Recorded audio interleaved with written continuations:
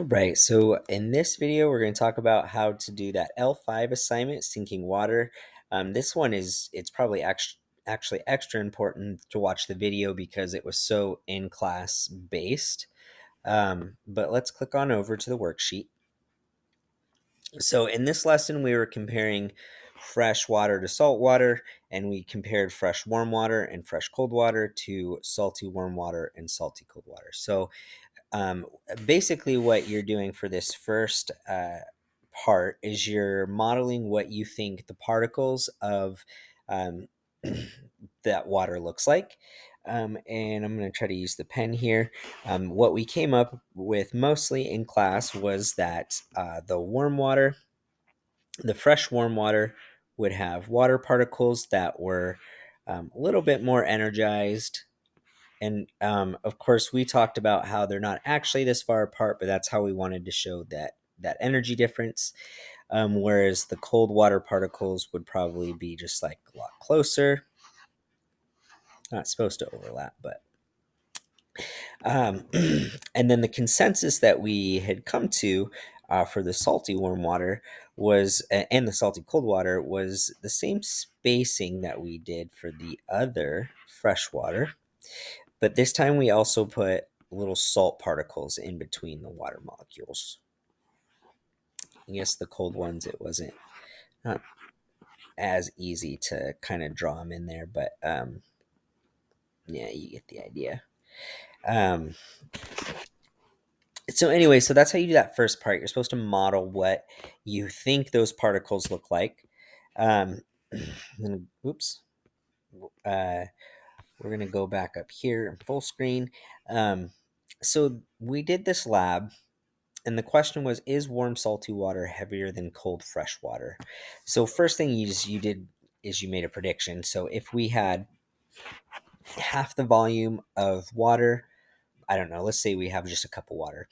If we have half the volume, then it stands to reason that we have half the mass.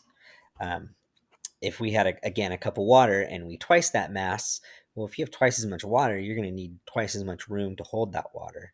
Um, and so we talked about that briefly. I don't know in class that we necessarily made strict predictions other than just talking about it.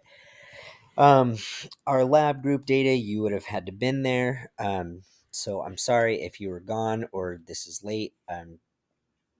You have to get the data from somebody if you want to complete that part, if you want those full points. Um, the conclusion part here was probably the most important part that we did out of all of this. Basically, I wanted you to make a claim of what you thought. Back to the question: is warm salty water heavier than cold fresh water?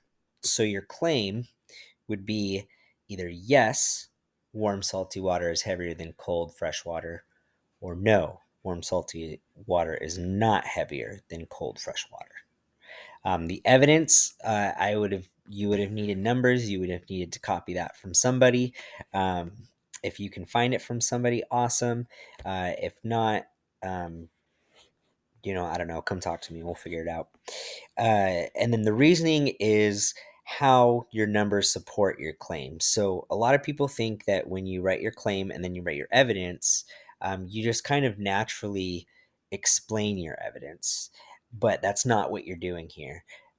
Your evidence part is just your numbers. So, for example, the volume of our water was blank, the mass of our water was blank. When we calculated the density, it was blank. The reasoning part is where you tell me why it's important. So, you know, this showed that our salty warm water was denser than the cold fresh water, and we know that dense things tend to sink in the presence of less dense things. Therefore, the warm salty water is heavier than the cold fresh water, something like that. And then you didn't really need to do this revised model because we pretty much nailed it the first time when we had talked about it in class. That happened in all three periods.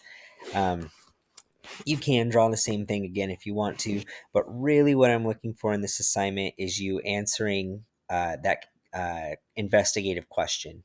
Um, here and writing your claim, evidence, and reasoning in this area of the paper. So let me know if you have any questions, and good job.